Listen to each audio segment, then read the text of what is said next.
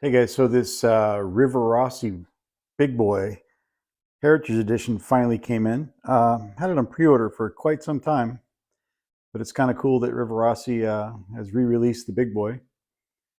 The company's been around for a really long time, and I believe Rivarossi has teamed up with a different company. Maybe they bought Rivarossi, but anyway, this more closely resembles the last Big Boy that was released by Rivarossi back in, I want to say the 80s.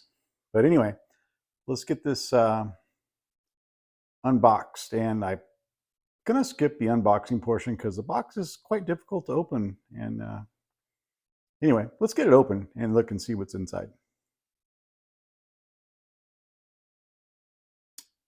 Okay, box lid's off. It fits really tight, and that's good for shipping. And this is kind of a double-walled box lid with some cushioning all the way around. Really nice packaging, actually. Anyway, what do we have here? We have probably the invoice. Yep, Train World. So $349 for a DCC ready HO scale Big Boy. That's a pretty good price. Nice thick piece of foam there. And then the regular blister pack style packaging surrounded by fairly dense foam. You have here some flags, detail pieces, drivers without traction tires. Okay, and let's get this out of here. Inside, more paperwork. Looks like a parts list. And possibly instructions in 5 or 6 languages. But let's get to the important part. So yeah, standard blister pack slides off. Let me get that slid off and we'll take a look at this locomotive. So locomotive and tender come in their own separate packaging. That's kind of nice. All right, let's look at some details here. Look at this. Like I said earlier, this is a Heritage Edition, but we've got this blue hose up top. Haven't seen that on any of the other Big Boys that are being produced. It looks like the tender only has the light in it. So the decoder and speaker and or what have you must all go inside the locomotive itself. It's just a 2-wire connector, which I'm assuming powers the rear light. Anyway, let's look at this up a little closer if we can. It'll focus. Yep, looks like a Big Boy tender. The detail's pretty good. I'm assuming these are the same molds from the 80s.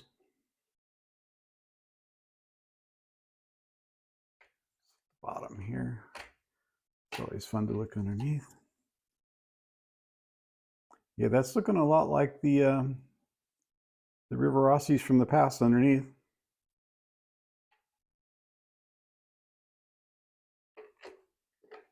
I mean, nothing really stands out as super detailed, say like a BLI or an MTH, but I mean, it looks really good, especially for $350.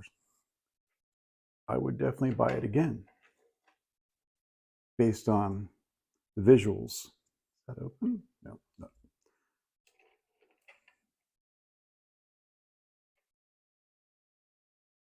Lots of grab irons, handrails, boarding ladders. Looks good. Let's check out the locomotive here.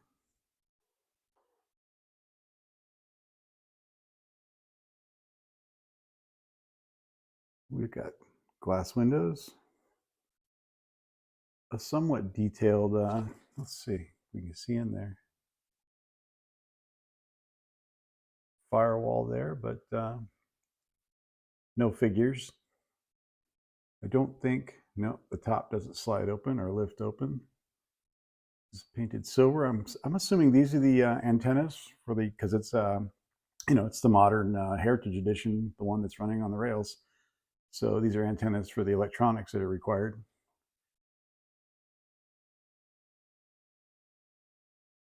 Details actually look pretty darn good. It's a plastic model.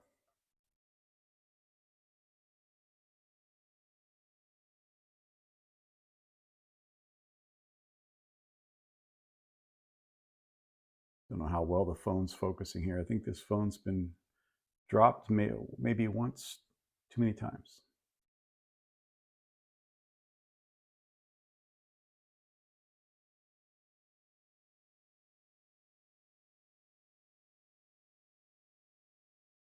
And let's look underneath. I think the forward set of drivers have the traction tire. The rest are just regular, non-traction tired wheels. These, these look very familiar from the 80s and previous. Same with this guy. Plastic gears now instead of brass. We could have probably guessed that. Anyway, that's what she looks like. According to the diagram, I can pop this off, and there's one screw, and the top comes off, and the decoder goes underneath here. So let's take it up to the hobby room and see what we can find inside. I have a 21-pin Soundtrax. I don't know if there's a speaker in here. Actually, I don't know what's in there. We're going to find out together, I guess.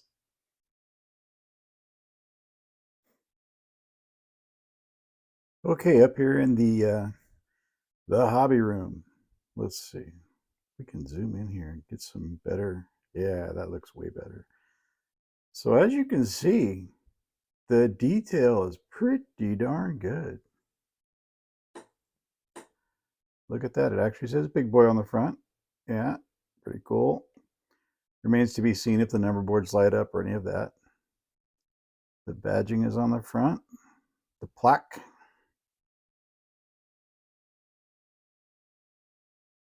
Squeaky chair. The cylinders have the silver fronts and rears.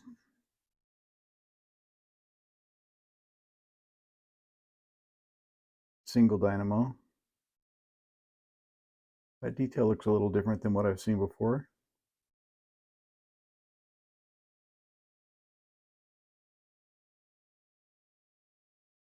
The trailing truck there has silver end caps. See if I can get this to focus.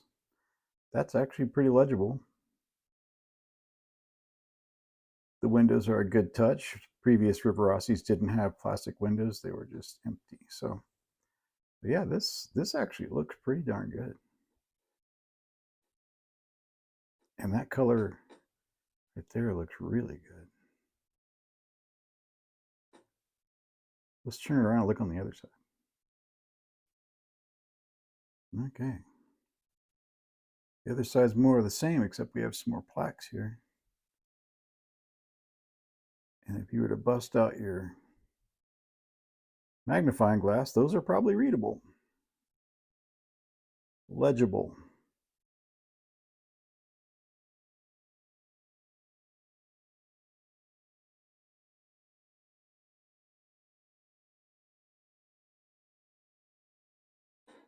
I don't know.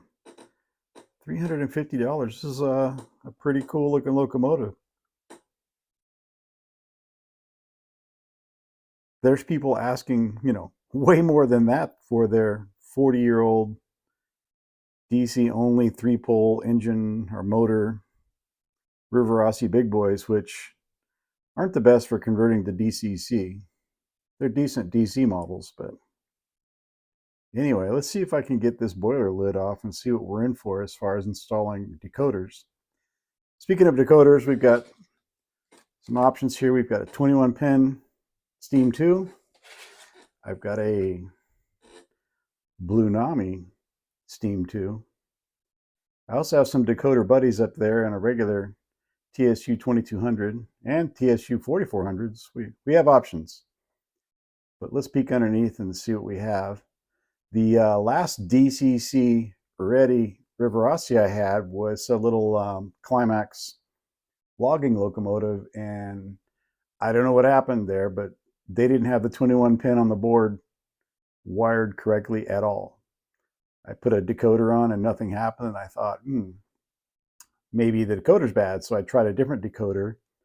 Again, nothing happened. So I started testing the pin out with my fluke, and they had nothing connected the way it needed to be connected. I ended up using a decoder buddy and tossing out the Rivarossi PC board that was inside the Climax locomotive. Hopefully we don't have to do that with this one, but let's go check it out. Okay, busted out the instructions. So we have a screw in the front, screw in the back. Right here the notes say to remove the body shell, remove these two screws. So let's do that. Okay, so to remove the shell, it was this screw here, front, middle, and then there's a screw in the back that's offset to the side right there. Interesting, the floorboard inside the cab. Look at that. Let's see if I can zoom in on that. Let me slide it under the light. There we go.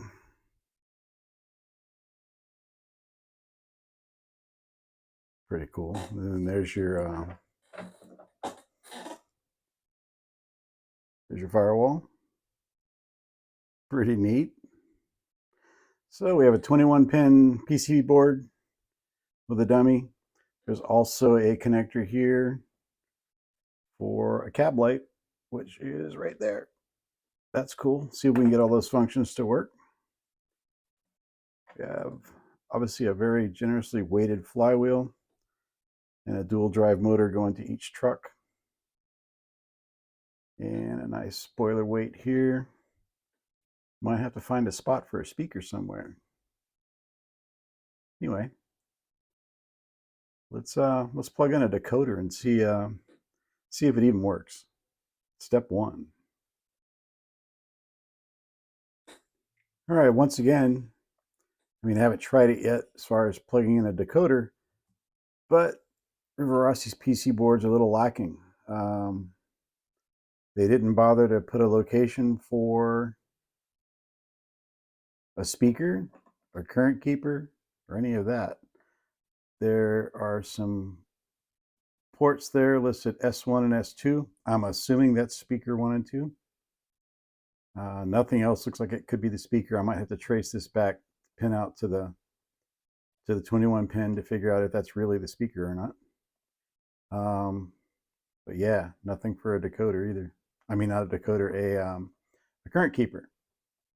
So interesting. They could do a little better job on that, in my opinion.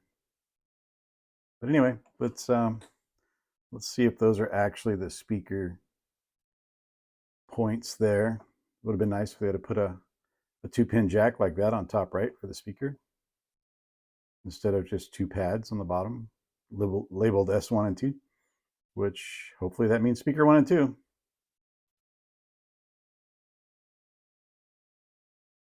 Okay, so using the fluke meter, I did pin out that, will it even focus?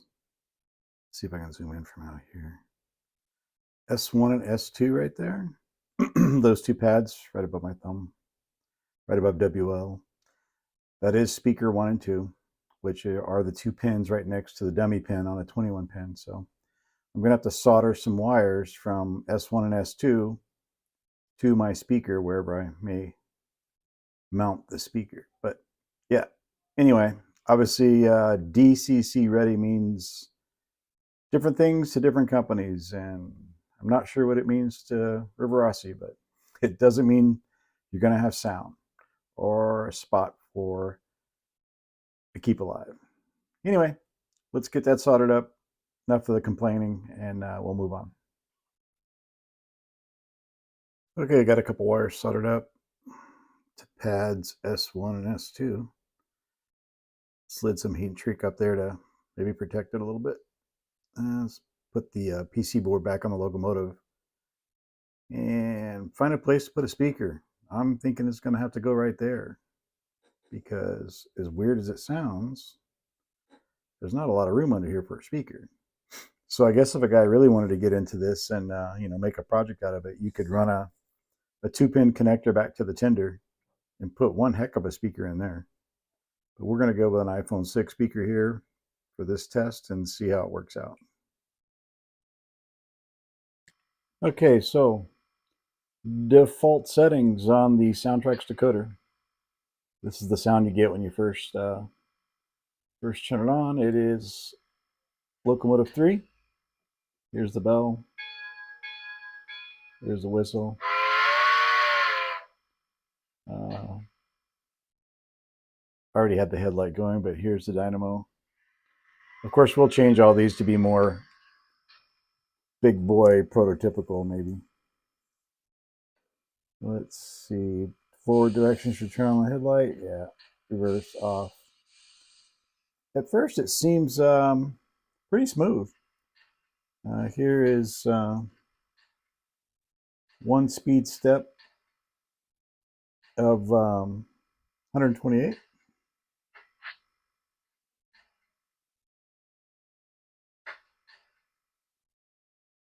So I think we can work with that. Switch directions.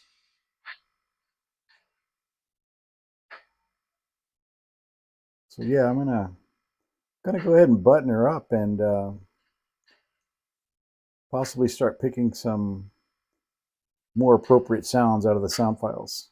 Also need to get that cab light working, so I got to figure out which function or aux port that is. So I'll be right back. All right, I think we have some decent sounds selected here. I might replace this decoder with the big steam that has the actual big boy recordings on it. But here, let's go. Let's get her started up. We'll press 8 to enable the sounds.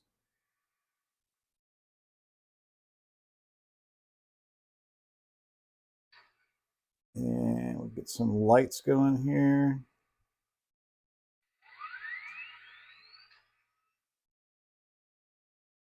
And there is a cab light. It turns off when the locomotive starts to move. Can't get over that blue hose. That's kind of a cool detail. And those antennas. Let's see what we got for a bell. And a whistle.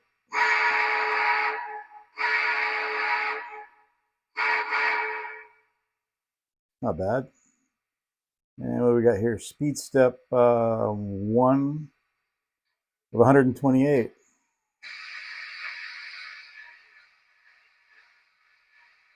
She creeps along pretty nice.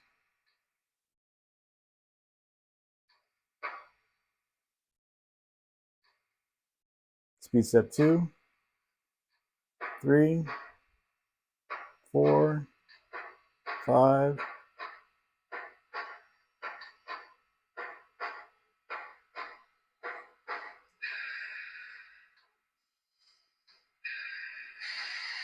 Speed step 1 of 128. 2, 3, 4, 5, 6, 7.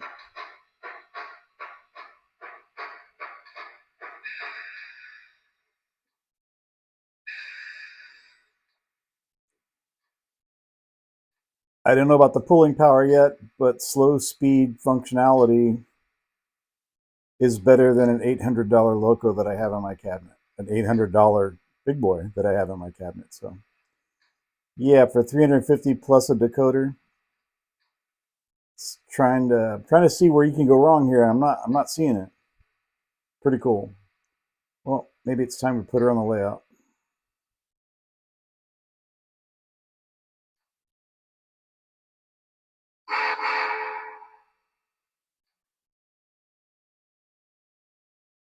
Okay, the one thing people probably want to know is pulling power, right? I don't expect it to be, all that dramatic. It's a pretty light model for a big boy. But it does have a traction tire, so could surprise us. Okay, let's see. I don't know that I can do this with without 3 hands, so I'm going to set you down here. See what we come up with. If it's that impressive, I'll go get a third hand to hold so we can get some proof here. But hold on. So we ended up with about 5.7 ounces. Not great, not bad. For reference, MTH or BLI will do close to 10. It's almost twice as much, but pretty much what I expected. It's a plastic model. It's light. But let's see how she performs around the layout.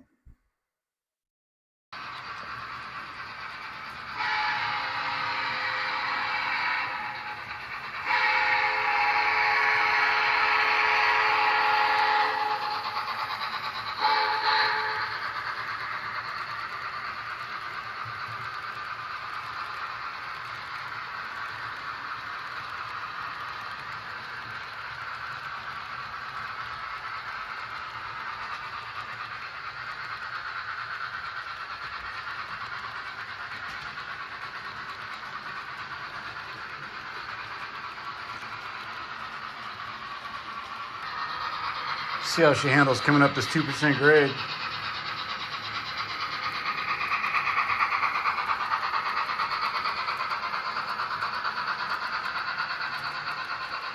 "2% in a turn, no less. Not bad, not bad.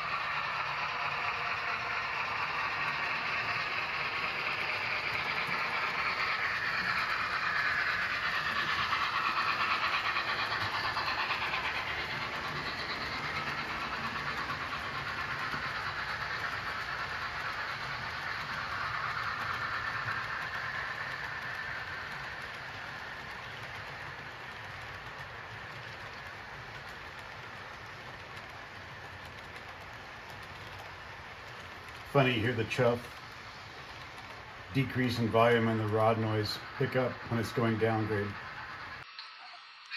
Oh, let's check out some slow speed action here. Let's go back to 128 speed steps, and we'll do one speed step of 128.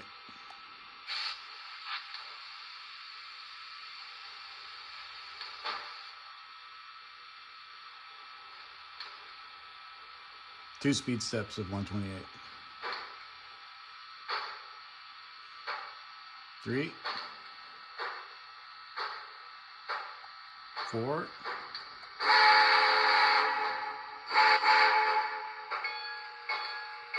5, 6, 7, 8, 9, 10, 11, 12, 13, 14. So you get the idea. Runs pretty good at slow speeds.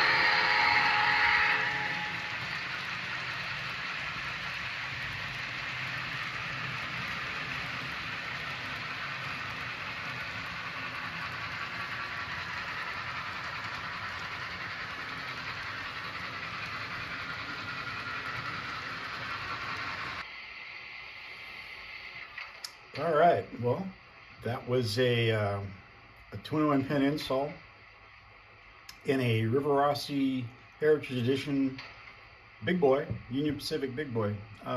It's a new release. I think what they're paired up with Hornby, maybe? I think that's who they worked with on the last release, and probably the same with this one. $349.99 for a DCC ready Union Pacific Big Boy Heritage Edition. I'm impressed with everything about the model, except for the PCB board. They could have maybe, you know, put a JST2 pin in there for a speaker connection, but I found the pads rather, that you know, were set up for speakers, so I soldered some wires on there, and as you saw in the video, we used an iPhone 6 speaker, mounted it on one of the gear towers with two-sided tape, and the sound's not bad. So pulling power, 5.7 ounces. That's about the same as, or actually a little more than, say, a Scale Train's diesel locomotive. I don't know what the pulling power of the Athearn Big Boy is, but I bet it's right on par with that. BLI and MTH, they're closer to 10 ounces. It's almost twice the pulling power, but on my layout, pulling 22 cars is plenty. I would imagine on a larger layout, you know, for a more realistic look, you might want to be able to pull twice that many cars, but yeah, as long as you didn't have any grades to climb, I'm pretty sure this one would do it. So, you know, if you're looking for a big boy, I know the big boy hoopla has probably, you know, died down, and it's not all the rage anymore, but hey, $350 for a big boy is not bad at all. Especially when you see old Rivarossi, I'm trying to be nice here, pieces of crap. Yeah, that's being nice. On eBay selling for more than $350. Kind of ridiculous. So yeah, grab yourself a Rivarossi. I don't think you'll be disappointed with this guy. You guys have a good one, and happy railroading.